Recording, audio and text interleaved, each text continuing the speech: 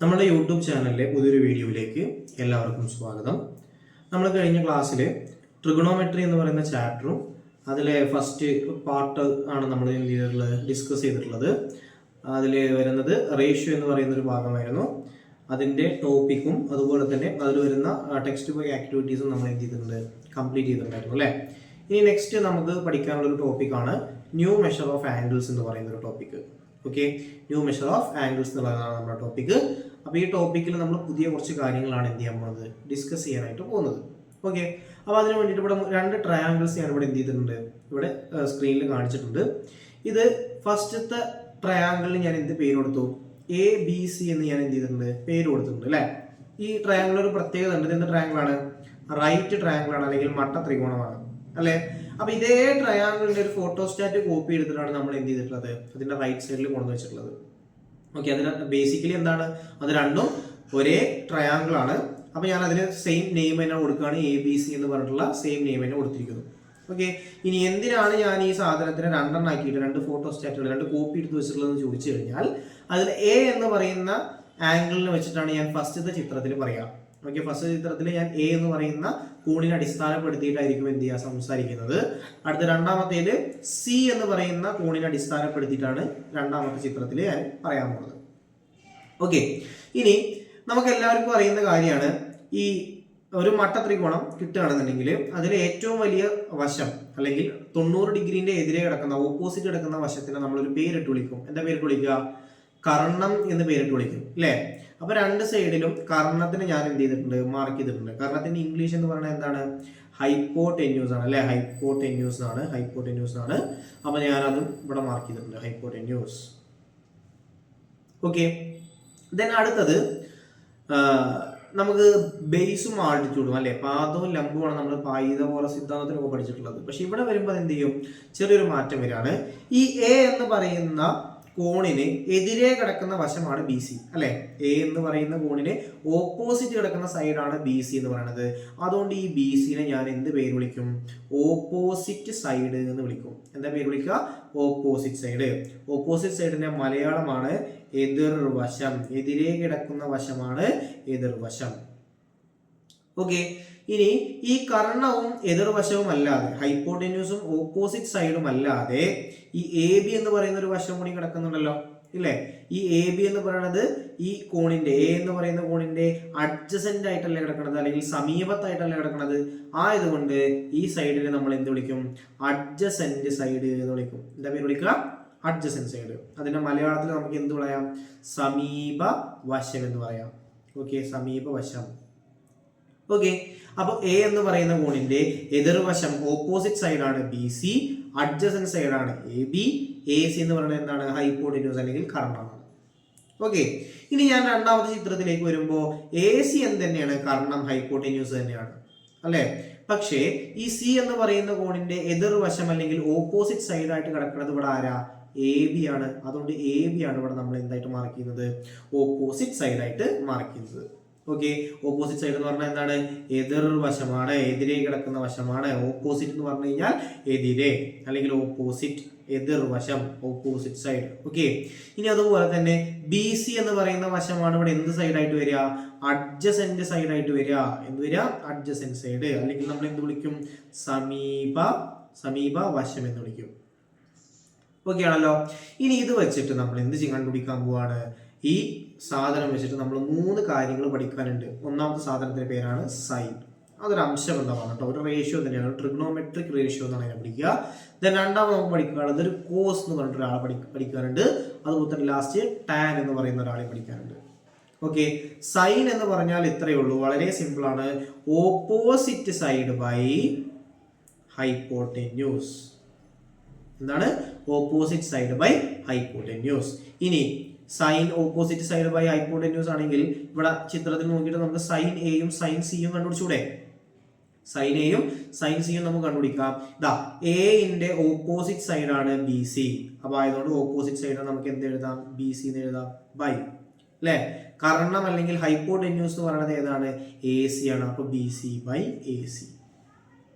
Clear ആണല്ലോ. ഇതിന്റെ അടുത്ത് നമുക്ക് സൈൻ സിയും കൂടി വേണം. സൈൻ സി എന്താ, സൈൻ സി വരിക, നോക്കുക കേട്ടോ. സൈൻ സി എന്ന് പറഞ്ഞു കഴിഞ്ഞാല് സിയുടെ എതിർവശം അല്ലെങ്കിൽ opposite side by hypotenuse.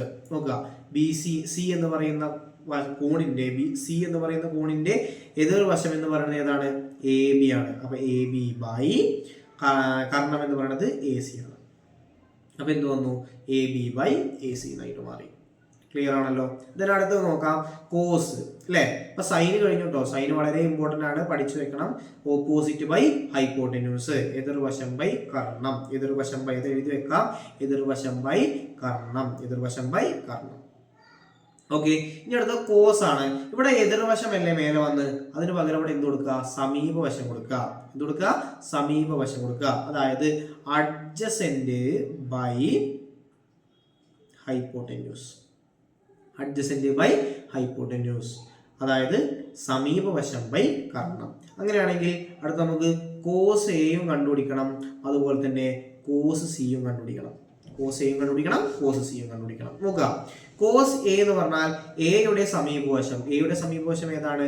A B ആണ് അല്ലെ. ചിത്രത്തിൽ നോക്കിക്കഴിഞ്ഞാൽ മനസ്സിലാവും. എ എന്ന് പറയുന്ന കോണിന്റെ സമീപവശം എന്ന് പറയുന്നത് ഏതാണ്? എ ബി ആണ്. അതേപോലെ തന്നെ ഹൈപ്പോട്ടന്യൂസ് കർണം എന്ന് പറയുന്നത് ഏതാണ്? എ സി ആണ്. അപ്പൊ A B by A C വന്നു. ഓക്കെ, ഇനി കോസ് സി നോക്കുകയാണെങ്കിൽ സിയുടെ സമീപവശം എന്ന് പറയുന്നത് ഏതാണ്? അല്ലെങ്കിൽ അഡ്ജസന്റ് സൈഡ് എന്ന് പറയുന്നത് ബി സി ആണ്.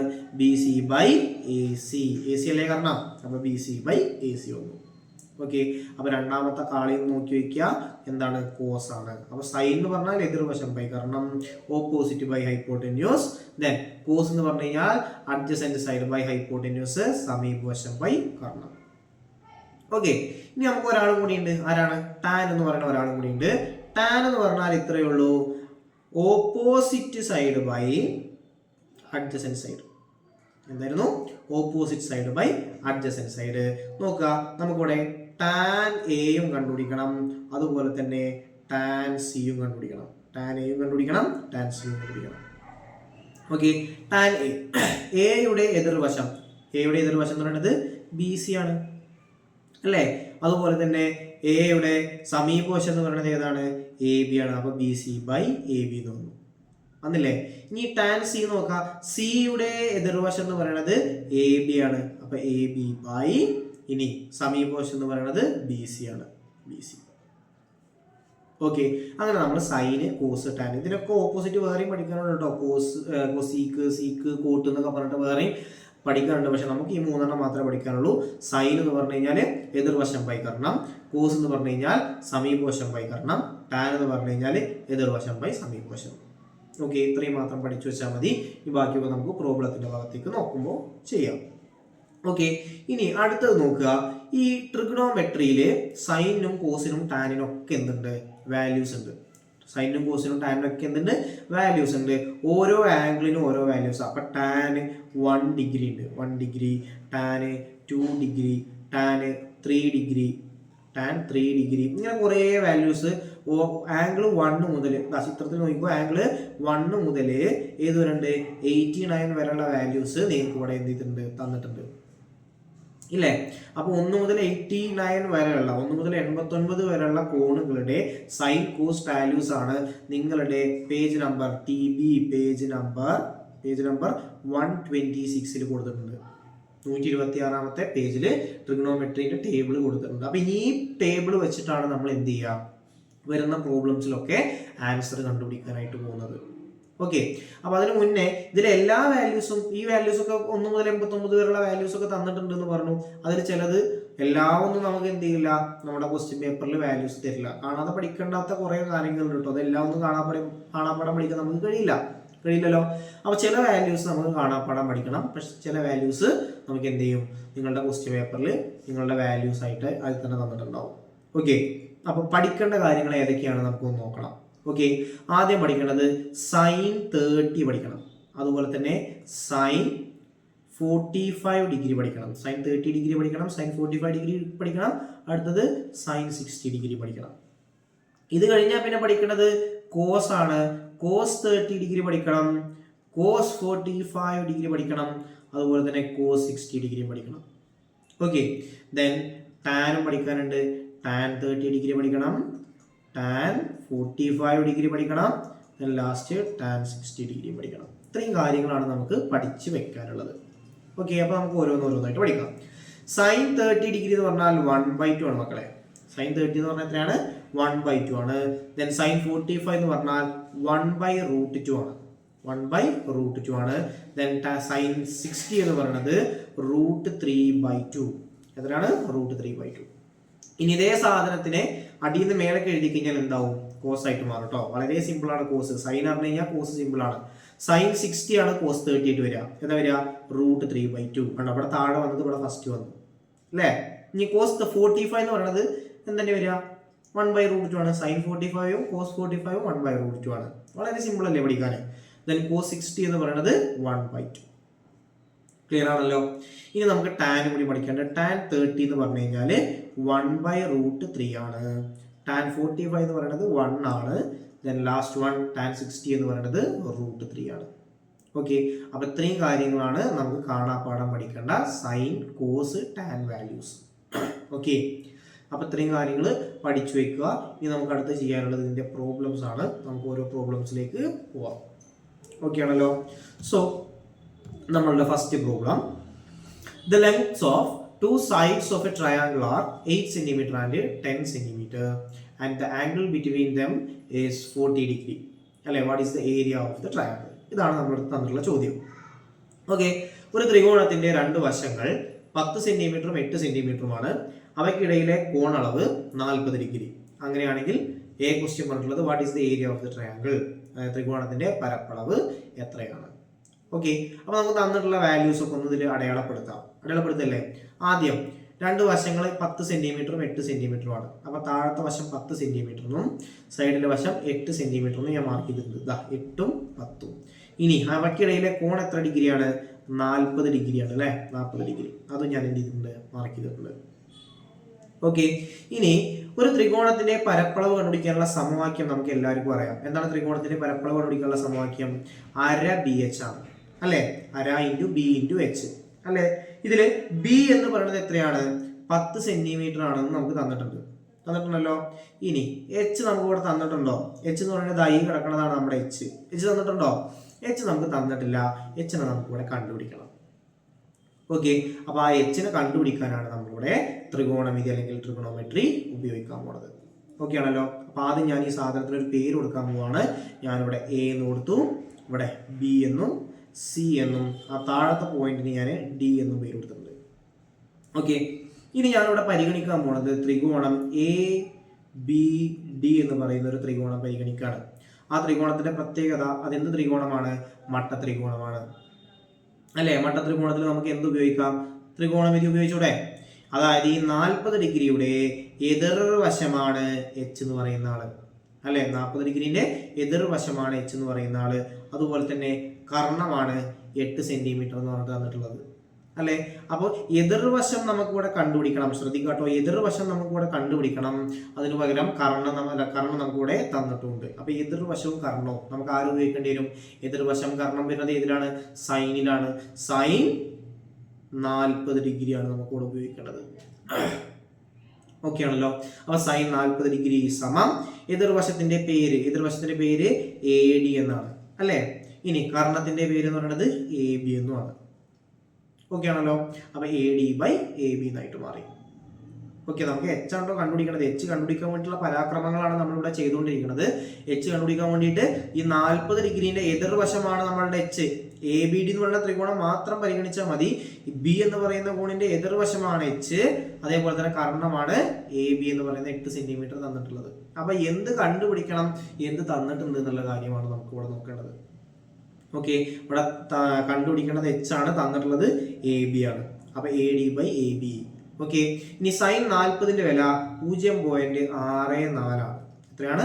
0.64. അത് നിങ്ങൾക്ക് എവിടെ നോക്കിയാൽ കിട്ടും? നിങ്ങളുടെ ട്രിഗണോമെട്രിക് ടേബിളിൽ ഇവിടെ ഇട്ട് കിടക്കുന്നത് 0.6428. അത് നോക്കുക, 0.6428 എന്നാണ് തന്നിരിക്കുന്നത് അല്ലേ. അത് നമുക്ക് എത്ര വാല്യൂ മതി? 2 വാല്യൂസ് മതി. പോയിന്റ് കഴിഞ്ഞിട്ടുള്ള 2 വാല്യൂസ് മതി. അതുകൊണ്ട് നമ്മൾ 0.64 എന്ന് പറയുന്ന വാല്യൂ എടുത്തു. ഓക്കെ, ഇനി 0.64 സമം ADന്റെ സ്ഥാനത്ത് ഞാൻ എച്ച് എന്ന് എഴുതി, ABന്റെ സ്ഥാനത്ത് ഞാൻ 8 എന്ന് എഴുതി. ഓക്കെ ആണല്ലോ. ദെൻ എച്ച് നിന്ന് കണ്ടുപിടിക്കാൻ വളരെ എളുപ്പമാണ്. ഈ ഹരിക്കണം 8നെ അവിടെ നേരെ അപ്പുറത്തേക്ക് കൊണ്ടുവന്നാൽ മതി പോരെ.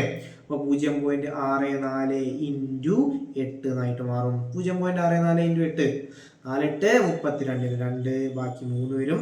6 8 48 48 3 51. അപ്പോൾ 5.12 സെന്റിമീറ്റർ ആണ് നമ്മുടെ ഉയരം. ഓക്കെ, അപ്പൊ നമുക്ക് നമ്മുടെ എച്ച് കിട്ടിയില്ലേ? എത്ര എച്ച് കിട്ടിയത്?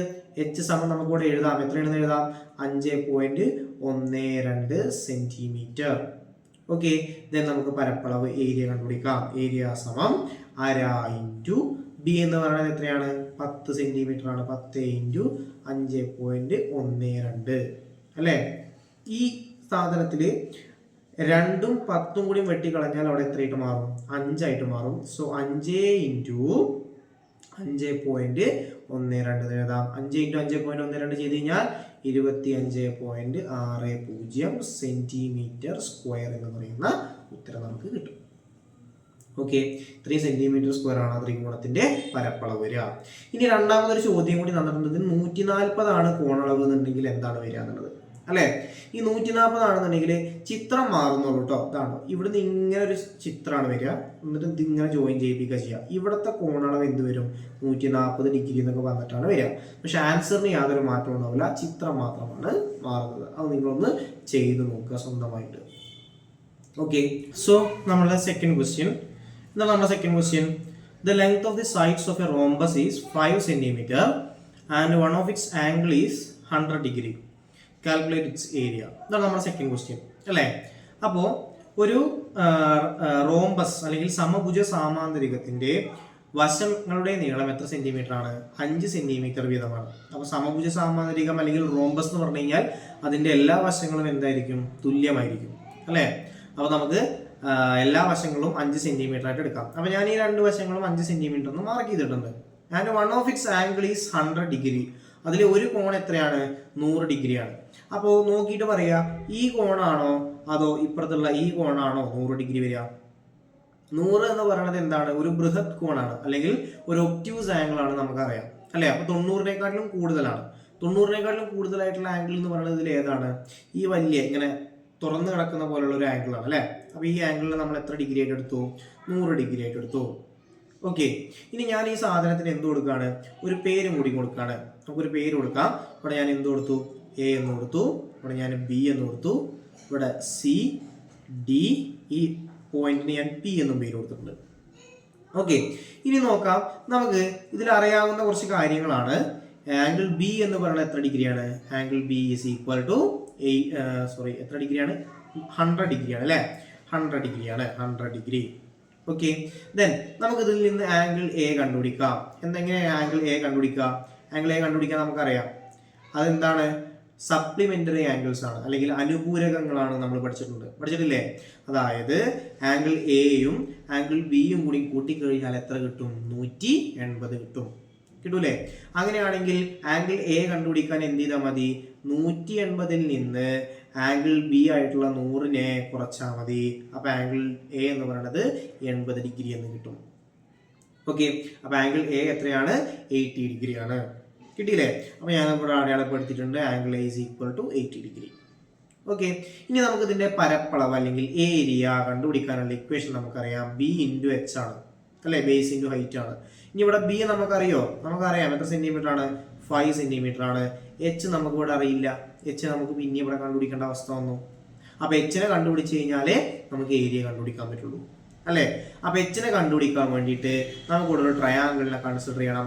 ആ ട്രയാങ്കിളിന്റെ പേരാണ് ട്രയാങ്കിൾ എ ഡി പി. എന്താണ് ട്രയാങ്കിളിന്റെ പേര്? Triangle A D P. ADP. Okay, ഈ ട്രയാങ്കിളില് എ എന്ന് പറയുന്ന ആംഗിളിന്റെ ഓപ്പോസിറ്റ് സൈഡാണ് നമ്മളുടെ ഡി പി അല്ലെങ്കിൽ എച്ച് വരുന്നത്. ഹൈപ്പോടെന്യൂസും കൂടെ തന്നിട്ടുണ്ട്. എത്ര ഡിഗ്രിയാണ്? എത്ര സെന്റിമീറ്റർ ആണ്? 5 സെന്റിമീറ്റർ ആണ്. അപ്പൊ നോക്കുക, ഓപ്പോസിറ്റ് അല്ലെ? Opposite by hypotenuse. നമുക്ക് ആരും ഉപയോഗിക്കേണ്ടി വരും? സൈൻ ഉപയോഗിച്ചാൽ മതി. നമ്മൾ ഡയറക്റ്റ് ആയിട്ട് എഴുതി sine 80 degree is equal to opposite സൈഡിന്റെ പേരാണ് ഡി പി ബൈ എന്താണ്? ഹൈപ്പോടെന്യൂസ് ആയിട്ട് വരുന്നത് AD ആണ്. അപ്പൊ DP ബൈ AD എഴുതി. ഓക്കെ, ഇനി സൈൻ 80ന്റെ വാല്യൂ നിങ്ങൾക്ക് ഇതേപോലെ തന്നെ നമ്മളുടെ ചാർട്ട് നോക്കിക്കഴിഞ്ഞാൽ അല്ലെങ്കിൽ ട്രിഗണോമെട്രിക് ടേബിൾ നോക്കിക്കഴിഞ്ഞാൽ മനസ്സിലാവും 0.9848 ആണ്. 0.9848 ആണ്. നമ്മളിവിടെ 0.98 എന്ന് എടുക്കുന്നു. ഇനി ഡി പിന്റെ സ്ഥാനത്ത് ഞാൻ എച്ച് എന്ന് എഴുതി, എ ഡിന്റെ സ്ഥാനത്ത് നമുക്ക് എത്ര എഴുതാം? 5 എന്ന് എഴുതാം. എഴുതിക്കൂടെ? ഇതിൽ നിന്ന് എച്ച് കണ്ടുപിടിക്കാൻ വളരെ സിമ്പിൾ ആണ്. ഡിവൈഡ് ബൈ 5 ഇപ്പുറത്തേക്ക് പോരുമ്പോൾ H is equal to 0.98 into 5 എന്നായിട്ട് മാറും. ഓക്കെ, 0.98 into 5, 0.98 into 5, 5 into 8 40 ആണ്. ബാലൻസ് ഒരു 4 ഉണ്ടാവും.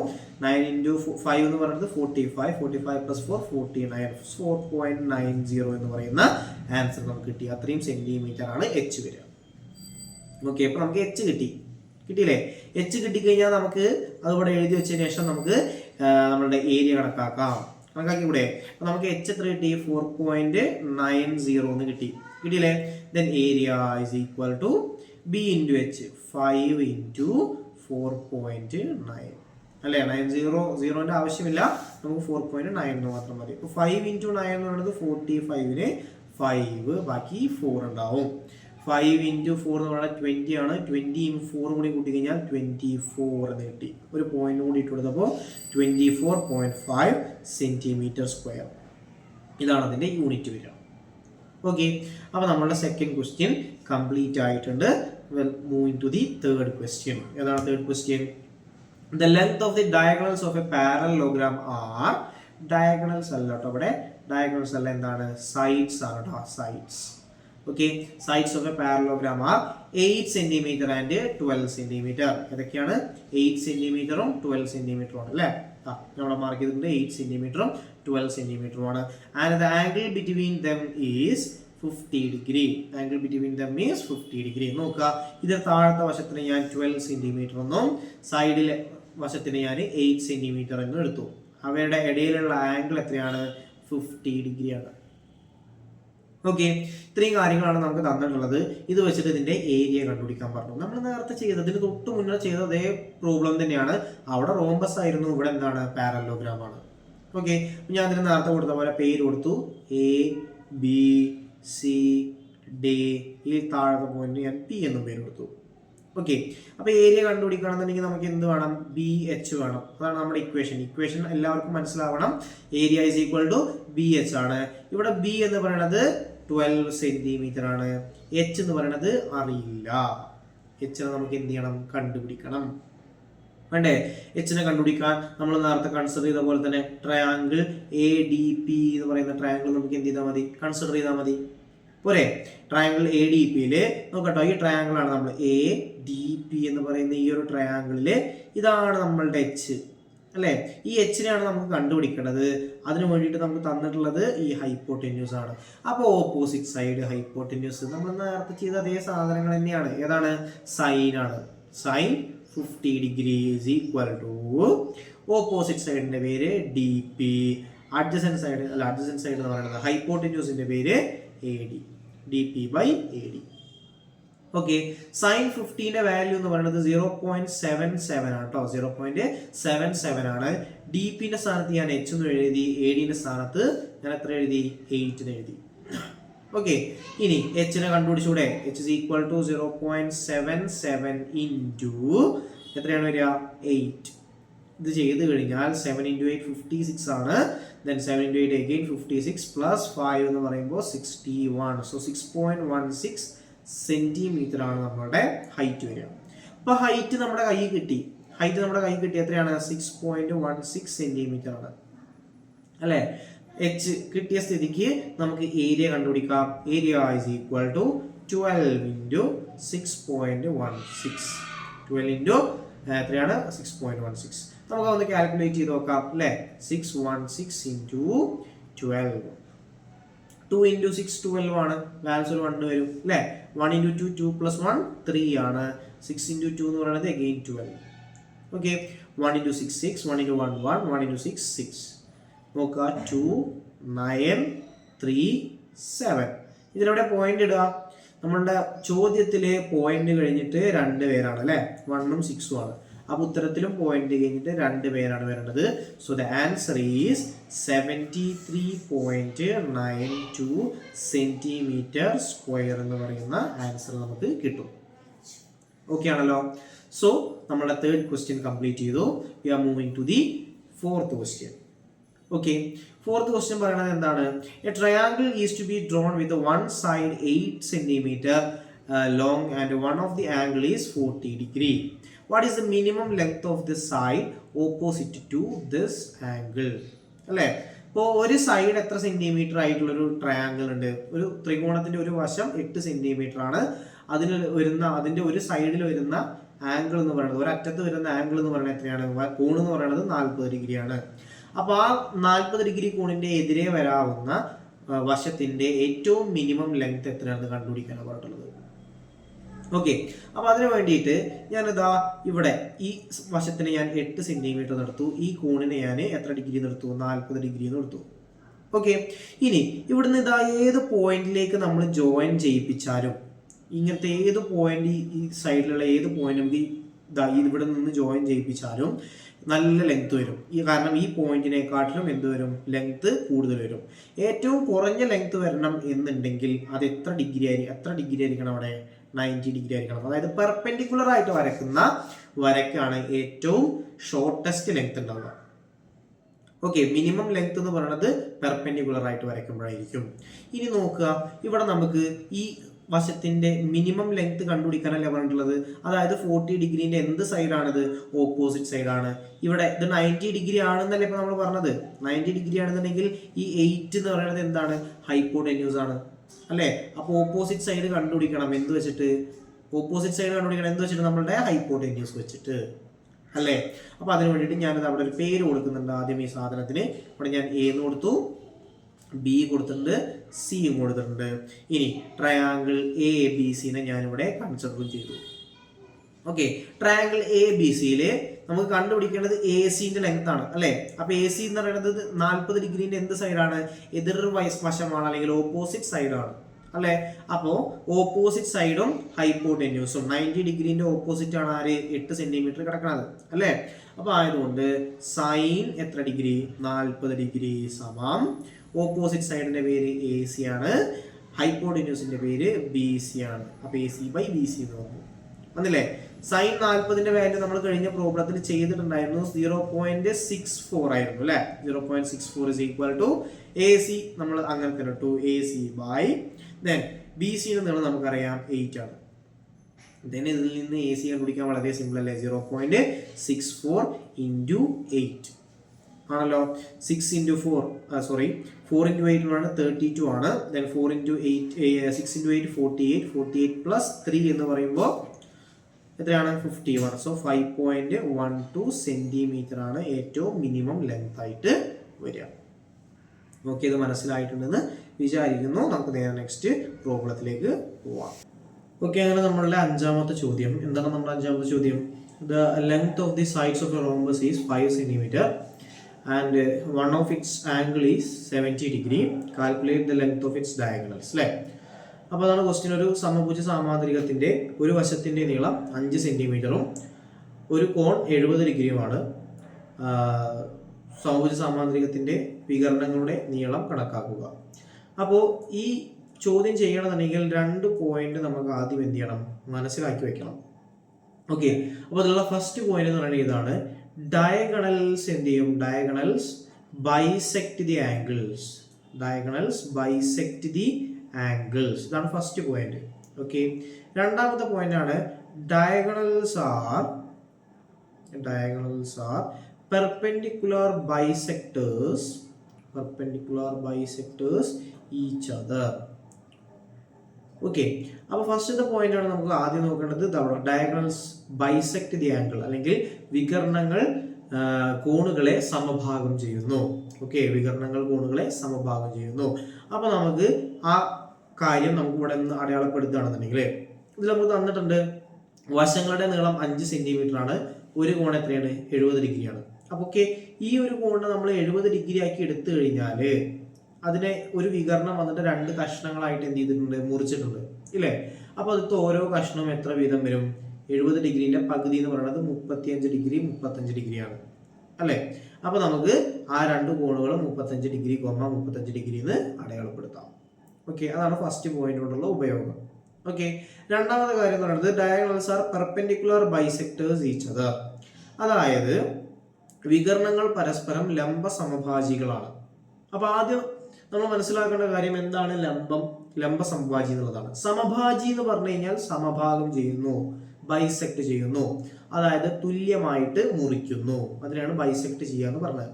ഓക്കെ, അപ്പൊ പരസ്പരം തുല്യമായിട്ട് മുറിക്കുക എന്ന് പറഞ്ഞു കഴിഞ്ഞാൽ രണ്ടിനെയും പരസ്പരം തുല്യമായിട്ടാണ്, അപ്പുറത്തേക്കും ഇപ്പുറത്തേക്കും ഒരേ മാതിരി തന്നെയാണ്.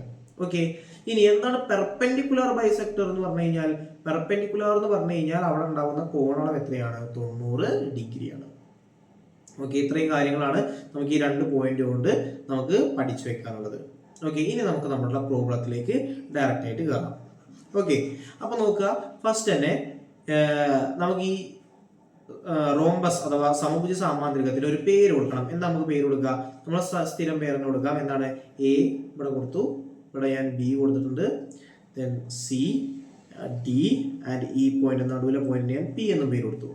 ഓക്കെ, അപ്പൊ മനസ്സിലാക്കേണ്ട കാര്യം എന്താണെന്ന് വെച്ച് കഴിഞ്ഞാല് ഇവിടെ വശങ്ങളുടെ നീളം 5 സെന്റിമീറ്റർ വന്നിട്ടില്ലേ? അതായത് നമ്മളിവിടെ എ ബി പി എന്ന് പറയുന്ന ഒരു മട്ടത്രികോണത്തെ പരിഗണിച്ചാൽ, ശ്രദ്ധിക്കാട്ടോ, എ ബി പി എന്ന് പറയുന്ന ഒരു മട്ടത്രികോണത്തെ പരിഗണിച്ചാൽ ഇതിന്റെ കർണം നമുക്ക് തന്നിട്ടുണ്ട്.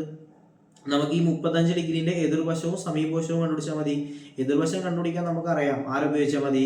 സൈൻ 35 ഡിഗ്രി ഉപയോഗിച്ചാൽ മതി. പോരെ? സൈൻ 35 ഡിഗ്രി വെച്ചിട്ട് നമുക്ക് എന്ത് കണ്ടുപിടിക്കാം? എതിർവശം കണ്ടുപിടിക്കാം. ആ എതിർവശം എന്ന് പറയുന്നത് പി ബി അല്ലെങ്കിൽ ബി പി ആണ് അല്ലെ. അതിന് 2 കൊണ്ട് ഗുണിച്ചാൽ ഡി ബി എന്ന് പറയുന്ന വലിയ ഒന്നാമത്തെ വികരണത്തിന്റെ നീളം കണ്ടുപിടിക്കാൻ പറ്റില്ലേ? ദെൻ രണ്ടാമത് കോസ് എന്ന് പറയുന്ന ഒരാൾ കിടക്കുന്നുണ്ട് ഇല്ലേ? കോസ് 35 ഡിഗ്രി എടുക്കാം. കോസ് 35 ഡിഗ്രി എടുത്തു കഴിഞ്ഞാൽ സമീപവശം ബൈ കർണം, സമീപവശം എന്ന് പറയുന്നത് എ പി ആണ്. എ പി കണ്ടുപിടിച്ചിട്ട് ആ എ പിന്റെ ഇരട്ടി കണ്ടുപിടിച്ചാൽ നമുക്ക് എന്ത് കിട്ടും? എ സിയുടെ നീളം കിട്ടും. ഓക്കെ, എ സി എന്ന് പറഞ്ഞു കഴിഞ്ഞാൽ രണ്ടാമത്തെ വികരണമായി. ഓക്കെ, അപ്പൊ സൈൻ 35ഉം കോസ് 35ഉം വെച്ചിട്ടാണ് നമ്മൾ ഇതിന്റെ സൊല്യൂഷൻ കണ്ടുപിടിക്കാനായിട്ട് പോകുന്നത്.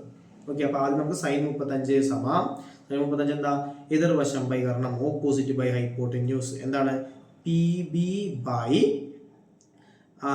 ഹൈപ്പോട്ടന്യൂസ് പറയുന്നത് ഏതാണ്? എ ബി ആണല്ലോ. ഇനി നമുക്ക് സൈൻ 35ന്റെ വാല്യൂ വേണം. സൈൻ 35ന്റെ വാല്യൂ എന്ന് പറയുന്നത് നമുക്ക് ഇവിടെ നോക്കിക്കഴിഞ്ഞാൽ കിട്ടും. എത്രയാണ് 35ന്റെ വാല്യൂ? 0.57 ആണ്. ഓക്കെ, 0.57 ആണ്. അപ്പൊ നമ്മൾ ആ വാല്യൂ ഇതിലിട്ട് കൊടുക്കുകയാണെന്നുണ്ടെങ്കിൽ 0.57 സമം പി ബി ബൈ എ ബിന്റെ വാല്യൂ എന്ന് പറയുന്നത് 5 ആണ് അല്ലെ. ഇനി ഇതിൽ നിന്ന് നമുക്ക് പി ബി കണ്ടുപിടിക്കാൻ സിമ്പിൾ അല്ലേ? P B is equal to 0.57 into 5 അല്ലെ. 0.57 ഇൻറ്റു 5 ചെയ്ത് കഴിഞ്ഞാൽ 7 5 35 ബാക്കി 3 5 25 3 28. അപ്പൊ 2.85 സെന്റിമീറ്റർ എന്ന് കിട്ടും. ഓക്കെ, പി ബി കിട്ടിക്കഴിഞ്ഞാൽ നമുക്ക് എന്ത് കണ്ടുപിടിക്കാം? ഡി ബി കണ്ടുപിടിക്കാം. ഡി ബി എന്ന് പറയുന്നത് എന്താണ്? 2 ഇൻറ്റു പി ബി ആണ് അല്ലെ. 2 ഇൻറ്റു പി ബി എന്ന് പറഞ്ഞാൽ 2 ഇൻറ്റു 2.85. ഇതിന്റെ ചെയ്ത് കഴിഞ്ഞാൽ 2 ഇൻറ്റു 5 10 ആണ്. 2 ഇൻറ്റു 8 16 1 17. 2 ഇൻറ്റു 2 4 1 5. അപ്പൊ എത്ര കിട്ടും? 5.70 സെന്റിമീറ്റർ ആണ് ഒന്നാമത്തെ വികരണം അല്ലെങ്കിൽ ഡയഗണൽ 1. ഓക്കെ, ഇനി രണ്ടാമത് നമുക്ക് കോസ് 35 വെച്ചിട്ട് എന്ത് ചെയ്യാം? ഈ പറയുന്ന എ പിയുടെ നീളം കണ്ടുപിടിച്ചൂടെ? കോസ് 35 സമം സമീപവശം അല്ലെങ്കിൽ adjacent side A P by കർണം ഏതാ? കർണം എ ബി ആണല്ലോ. ദെൻ കോസ് 35ന്റെ വാല്യൂ എന്ന് പറയുന്നത് 0.82 ആണ്. 0.82 ആണ് അല്ലേ? 0.82 ആണ്. അപ്പൊ 0.82 എന്നുള്ള വാല്യൂ നമ്മളവിടെ കൊടുത്തിട്ടുണ്ട്. എ പിന്റെ സ്ഥാനത്ത് നമ്മൾ എ പി എന്ന് തന്നെ കൊടുത്തു. എ ബിയുടെ സ്ഥാനത്ത് നമ്മൾ 5 എന്ന് കൊടുത്തു. ഇതിൽ നിന്ന് എ പി കണ്ടുപിടിക്കാൻ സുഖമാണ്. എ പി സമം 0.82 ഇൻറ്റു 5 അല്ലെ. അപ്പൊ എത്ര വരും? 2 ഇൻറ്റു 5 10 ആണ്. 8 ഇൻറ്റു 5 40 3 41. അപ്പൊ 4.10 സെന്റിമീറ്റർ ആണ് എന്ത് വരിക? എ പിയുടെ നീളം വരിക. ഓക്കെ, ദെൻ നമുക്ക് എ സി എന്ന് പറയുന്ന രണ്ടാമത്തെ വികരണം കണ്ടുപിടിക്കാൻ എ സി സമം എന്താണ്? 2 ഇൻറ്റു എ പി എന്ന് എഴുതാം. എഴുതിക്കൂടെ?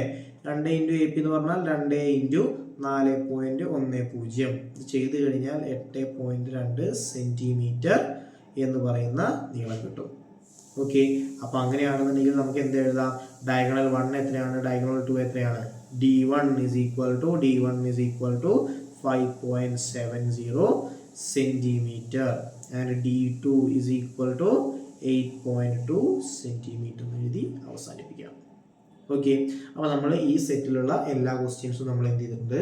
കംപ്ലീറ്റ് ചെയ്തിട്ടുണ്ട്. നമുക്ക് മറ്റൊരു വീഡിയോയിൽ വീണ്ടും കാണാം.